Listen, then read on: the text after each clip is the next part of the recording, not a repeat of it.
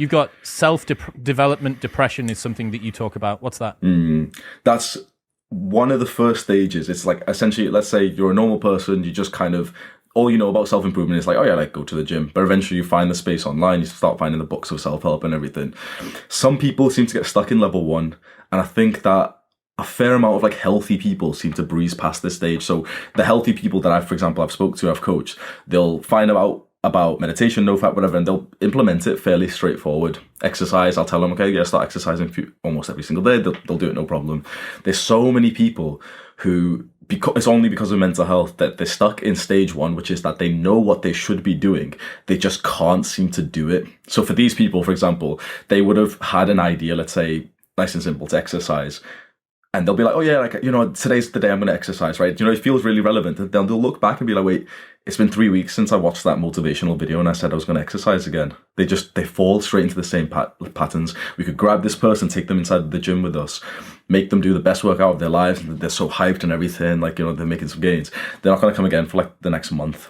And it's this self-improvement depression because they are now in the space of hearing about people like me and even yourself who have made progress, and we're talking about, the fantastic like stuff that comes from this and everything. And they don't get to enjoy that. They just can't seem to get consistent in any of the habits. They can't seem to like make meditation work for them. It doesn't work and everything. They've tried so many times.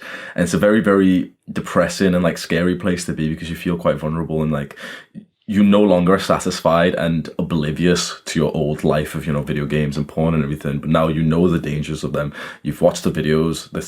Like, I used to play video games, but now I don't play video games. And look at me, everyone. I've got girls now. And like some little guy's watching that thinking like, wait, but I want girls. But like, I can't. He can't snap his League of Legends disc in half as you would say. Yeah, exactly. That's what he needs to do. Are you familiar with Plato's allegory of the cave? Do you know that story? No. Okay, so Plato gives this story about 3 men that are chained up inside of a cave, and they're looking at a wall. The shadows. Yeah, the shadows on the wall, right? And then one of them gets freed. He goes out into the world. He suffers pain. He can't see because it's so bright and he's been in the darkness. And then eventually, after looking at the reflection of the world in the water and then finally the world in its full color, he starts to see that, oh, wow, the previous world that I thought this was all that existed is only a mere shadow of what is available for us. And he comes back into the cave and then he looks at his friends. He's stumbling around. He can't see because he's now in darkness. He's regressed back to the previous version of himself to try and communicate between where he is and where the people that he wants to bring up with him is. And he says to them, look, guys, like this isn't the real world. I promise you out there is something better. It's more blissful. It's fuller. And they're not happy. They said, look, you can't even see and hear anymore. You can't see inside of the cave. This was supposed to be the place that you knew. And he can't see because he's seen what is true. He comes back, he's ostracized by the people that live at a lower resolution than him. And the argument from Plato is, look, this is the job of a philosopher. It's to try and peer through, it's to see what the truth is, and it's to then try and tell people who need to be leveled up from that. But there is a pain associated with that. If true hell is when the person that you are meets the person that you could have been, every time that you get to see the person that you could be continue to rise up, and you see that through YouTube videos with people that are doing things and crushing it and killing it, and Instagram and models and blah, blah.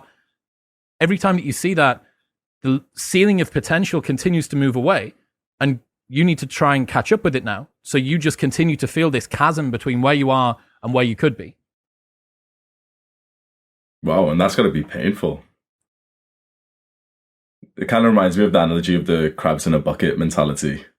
So that's very common in self-improvement, where one of the guys in the friendship group will find self-improvement, start working on himself, and find that no one else seems to want to like climb up in the same way. And it just blows your mind because you want to go to your friend and say, look, boys, like I've been lifting some weights and I finally feel confident. We're all nerds and stuff, but like, look at me, I've got some biceps and stuff. And they'll make fun of you. They're like, no, like we don't do that type of stuff. Oh, that's here. Fucking gay.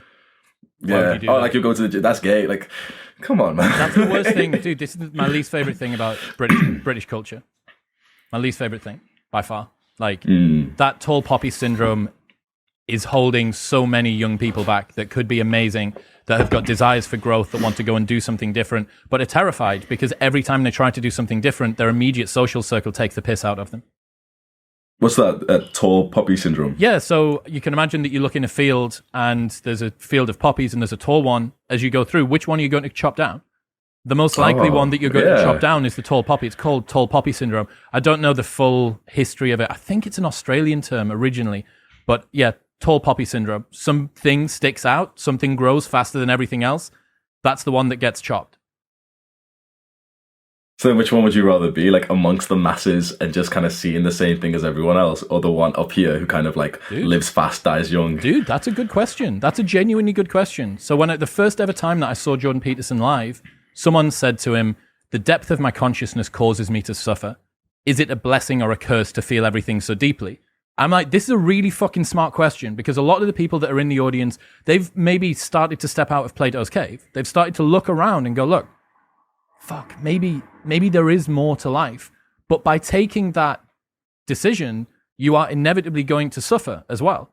And Jordan said, basically, the only solution would be to regress back to a lower state of consciousness, right? To go into some lower resolution version of the world. And a lot of people escape from their insights with drugs, with alcohol, with sex, with extreme sports. Sometimes people even take their own lives in an effort to try and get away from this because they don't feel like they can find a solution. And he said, look, it's too bloody late to regress back. What you need to do is take more of the thing that poisons you until you turn it into a tonic that girdles the world around you. He's like, you have not less consciousness, but more. You go deeper, you go further in. And I'm watching this thing and my hairs, even now, man, reciting it, the hairs stand up on the back of my neck. I'm like, that is so correct. You need to go deeper. You need to take more of the thing that you think is the challenge and you turn it into a tonic that girdles the world around you. That's making me think of like the beginner who starts in the gym and the first workout just absolutely kills them. They're like, oh my God, how do people do this? It's like, my muscles are so sore. And if they stop right now, or even in any sport, like kickboxing reminds me of it, if they stop right now, every single time they try to get back into the gym, they will feel the same pain or even worse than normal. And it's so interesting that the more you go, the less pain that you'll actually feel, till eventually the pain actually becomes the pleasure. We actually like if my chest doesn't get sore, I'm like, oh, like I guess I'm a little bitch. I guess I didn't even hit that shit. Now I'm like, oh my God, yes, boys, like I'm finally feeling chest DOMs. Whereas before, when you get them, our perception of pain, especially in positive habits, is so skewed when you are when you're currently in Plato's cave.